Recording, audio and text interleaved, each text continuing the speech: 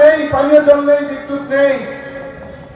আজকে বিজয়গঞ্জ বাজারে আলোয় আলোকিত শুধু বিজয়গঞ্জ বাজার স্ট্রিট লাইট নয়, আপনি কাঠালিয়াতে গেলে স্ট্রিট লাইট দেখতে পাবেন, আপনি সোনপুরে গেলে স্ট্রিট লাইট দেখতে পাবেন, আপনি জানিরগাছি বাজারে স্ট্রিট লাইট দেখতে পাবেন, আপনি কাশীপুর বাজারে স্ট্রিট লাইট দেখতে পাবেন, আপনি পাকাপোল পোলের হাট থেকে শুরু করে কাপতলা প্রত্যেকটি বাজারে স্ট্রিট লাইট। এদিকে আমাদের কচুয়া, এদিকে শান্তপুকুর, ঘটকপুকুর, ভাঙড় থেকে শুরু করে সর্বত্র আজকের মমতা বন্দ্যোপাধ্যায়ের অনুপ্রেরণায় আজ গোটা ভাঙড় আমরা অনেকটা আলোয় আলোকিত করেছি। আজকে যারা বড় বড় কথা বলে, যারা মিথ্যের ফুলঝুরি ছোটায়, যারা মুসলমান সমাজের আবেগ নিয়ে ছিনিমিনি খেলা করে, যারা বিজেপি দালালি করে, আমি সেই ভাঙড়ের বিধায়ককে প্রশ্ন করতে চাই, আপনি যে প্রতিশ্রুতি দিয়েছিলেন 2021 সালে, আপনি বলেছিলেন মেডিকেল কলেজ তৈরি করে দেব, আপনি বলেছিলেন গ্রামে গ্রামে রাস্তা তৈরি করে দেব, আপনি বলেছিলেন ব্রিজ তৈরি করে দেব, কোথায় গেল সেই প্রতিশ্রুতি? কেন মানুষকে বোকা বানাচ্ছেন? হুগলি থেকে আসছেন, উস্কানি দিচ্ছেন, আর এখানকার আইএসএফ এর কর্মীরা তারা কোথাও বোম মারছে, কোথাও গুলি করছে, আর একটার পর একটা কেস হচ্ছে। আজকে বিজয়গঞ্জ বাজারে দাঁড়িয়ে বলি, যদি কোনো আইএসএফ এর বন্ধুরা থাকেন, আমি তাদের একটা প্রশ্ন আজকে করে যেতে চাই। আপনার হুজুরের বাড়ি ফুলপুরা শরীফ, হুগলি জাঙ্গিপাড়া বিধানসভা। আজ থেকে 1.5 বছর আগে লোকসভা নির্বাচন হয়েছে। আপনার হুজুরের নাকি অনেক জনপ্রিয়তা আছে, আপনার হুজুরের নাকি এত জনপ্রিয় নাকি মাথা খারাপ হয়ে যায়। তাহলে লোকসভা নির্বাচনে নিজের বুথে, যে বুথে আব্বাস আর নওশাদ বসবাস করে, সেই বুথে 137 ভোটে বুথে হারলেন কেন? এই প্রশ্নটা আমি আইএসএফকে করতে চাই। আমি প্রশ্ন করতে চাই, জাঙ্গিপাড়া বিধানসভায় যেখানে 1,26,000 ভোট পাচ্ছে তৃণমূল কংগ্রেস, আর সেখানে আইএসএফ ভোট পাচ্ছে মাত্র 4,000। এটাই হচ্ছে আজকের আইএসএফ এর অবস্থা। নিজের জন্মস্থানে জিততে পারছেন না, মানুষ আপনাকে প্রত্যাখ্যান করছেন, আর ভাঙড়ের সরল সোজা মানুষগুলোকে বোকা বানিয়ে আপনি এখান থেকে ভোট আদায় করছেন। এটা আপনার কাছে লজ্জা। আমাকে আজকে এক সাংবাদিক প্রশ্ন করছিল, বড় নওশাদ সিদ্দিকীর কাজটা কি ভাঙড়ে? আমি বললাম, দেখুন, 3 বছর ধরে প্রেম করেছে, শুধু বিলকিসের সঙ্গে 3 বছর ধরে প্রেম করেছে, কাজটা করবে কি করে? আর 2 বছর ধরে মিথ্যা কথা বলেছে এই ভোটের জন্য। এটাই হচ্ছে ওর সবচেয়ে বড় নোংরামি। ভাঙড়ের মানুষ কি খাবে, কি করবে, কোন রাস্তা দিয়ে চলবে, এখানে একটা অ্যাম্বুলেন্স দিতে হবে কিনা, এখানে একটা ব্রিজ করতে হবে কিনা, এখানকার ছেলে মেয়েদের জন্য কোন সুযোগ সুবিধা দেওয়া হবে কিনা, এটাই নওশাদের মতো লোকেদের নেই। আমি তাই আপনাদের কাছে অনুরোধ করব, যদি আগামী দিনে ভাঙড়ের উন্নয়ন চান, ভাঙড়কে শান্তি চান, তাহলে নিশ্চিতভাবে আপনারা দলের পাশে থাকবেন, আবেদন করি। আপনারা আমাদেরকে নটোরিয়াস ক্রিমিনাল বলে।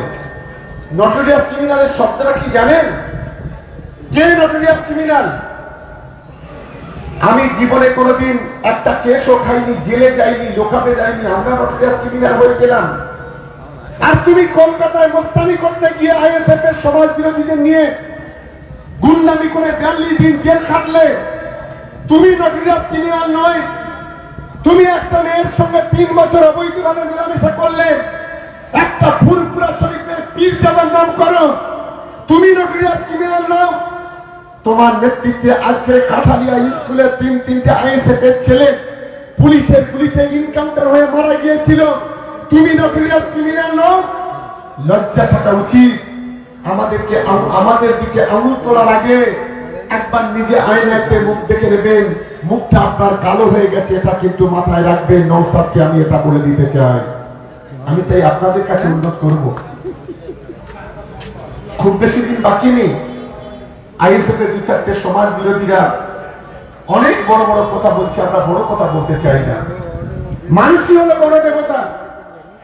আজকের এই ভাঙড়ের মাটিতে যদি সংখ্যালঘুদের যদি পাশে কেউ থাকে, তার নাম মমতা বন্দ্যোপাধ্যায়। আজকের এসআইআরের মাধ্যমে যেভাবে এই চালতাগুড়িয়ার একটা ছেলে মারা গিয়েছিল সুইসাইড করে। মমতা বন্দ্যোপাধ্যায় তার ওইকে চাকরির ব্যবস্থা করেছে।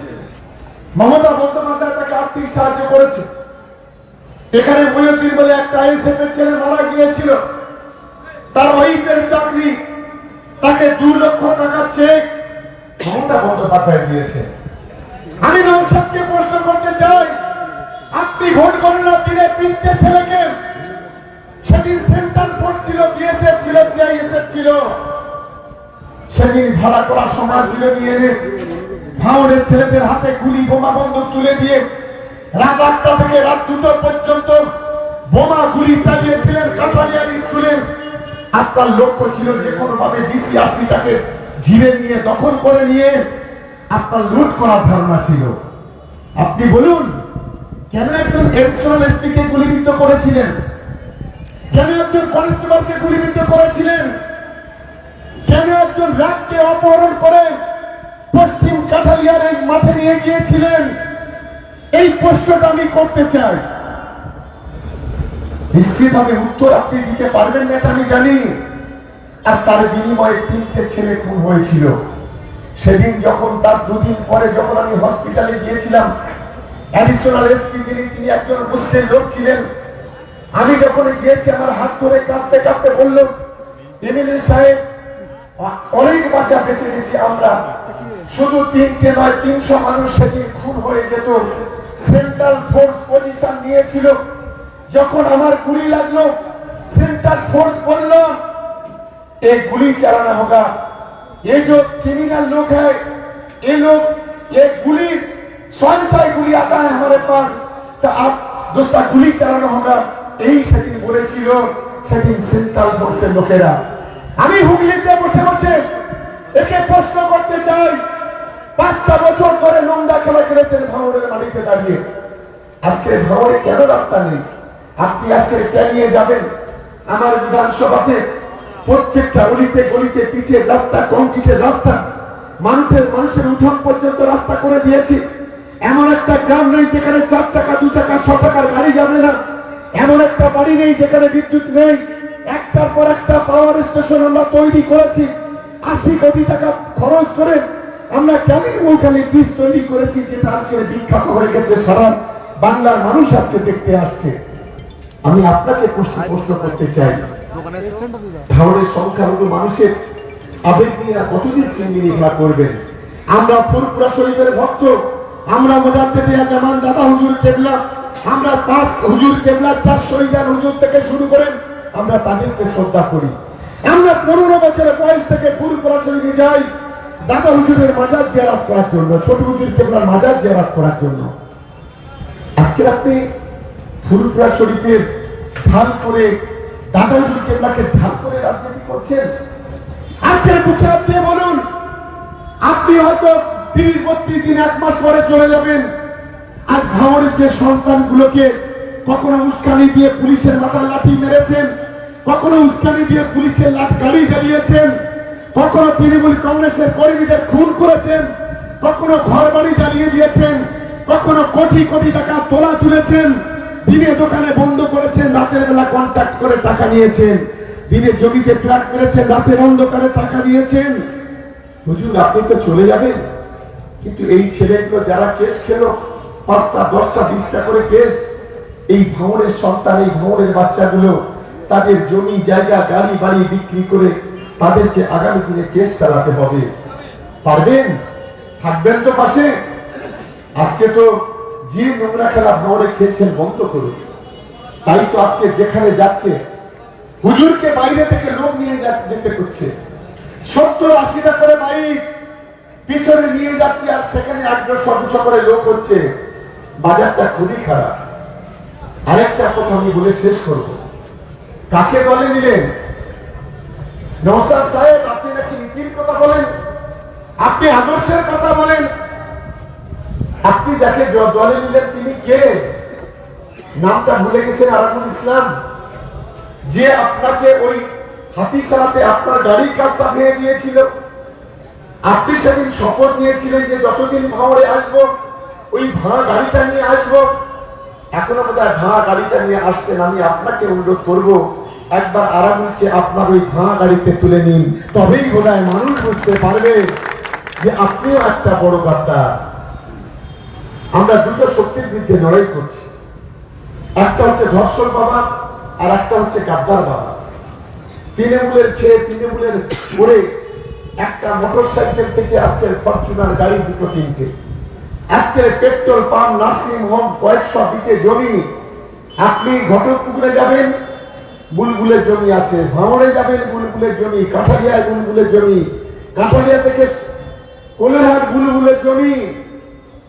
আর আজকে সেই দলের খেয়ে দলের পরে আজকে দলের সঙ্গে গাদ্দারি করেছেন। হাতিছাড়ায় মমতা বন্দ্যোপাধ্যায় পবিত্র হাত দিয়ে যেখানে ধান রুয়েছিলেন সেই জমিটাও আপনি বিক্রি করে দিয়েছেন। তবে নৌসাদ তো বুদ্ধিমান ছেলে, খুব ঠান্ডা মাথায় প্রতিশোধ নেওয়ার জন্য ক্যানিং দুর্গের মতো একটা সিট তাকে উপহার দিয়েছে। এটা আমি নৌসাদকে ধন্যবাদ জানাই। শেষ বয়সে একবার এমএলএ হওয়ার স্বপ্ন দেখছেন, ওটা ভুলে যাবেন না। ওটা শওকত মোল্লার বিধানসভা, 1 লক্ষ ভোটে আপনি হারবেন, এটা আজকে পরিষ্কার করে দিচ্ছে। আর ভাঙড় কি দিবে? আমি ভাঙড়ের যুব সমাজের ছেলেদের কাছে অনুরোধ করব, ওই ভাষা পানার মতো একটা পার্টি নেই যে পার্টি ক্ষমতায় জেতার জন্য আরাবুলের মতো একটা গাদ্দারকে দলে নেয়। সেই পার্টিতে থাকবেন না। আপনারা তো বলেছিলেন এই আরাবুলের জন্য আমরা দল ছেড়ে আইএসএফ কে গিয়েছি, আজকে তো সেই আইএসএফ এর নেতা হলো। তাই তো আমি আপনাদের বলি, আইএসএফ এর যারা আছে তাদের বলি, আপনারা ভাঙড়ের সন্তান, আসুন সত্যি মিলে মমতা বন্দ্যোপাধ্যায়, অভিষেক বন্দ্যোপাধ্যায়ের পাশে দাঁড়াই। ভাঙড় আমরা জিতবো। যতই ধোকা দেন, যতই বোকা বানান, সিপিএম কে যত পায়ে ধরেন, সিপিএম কে টেনে নিয়ে যত মঞ্চে বক্তব্য দেন, সিপিএম এর সাধারণ কর্মী যারা আছে, যারা 2021 সালে কাস্তে ধানের শীষ ঝান্ডা নিয়ে, কাস্তে হাতুড়ি তারা ঝান্ডা নিয়ে, কিংবা কোদাল বেঞ্চের ঝান্ডা নিয়ে সেদিন যারা নওশাদ সিদ্দিকীকে জিতিয়েছিল, 5 বছর আপনারা তাদের মানুষ বলে মনে করেননি। তাই তো সিপিএম বলছে এবারে নওশাদ হারছে, তাই তো সাধারণ মানুষ বলছে নওশাদ হারছে। শুধু সময়ের অপেক্ষা। আপনারা আমাদের জন্য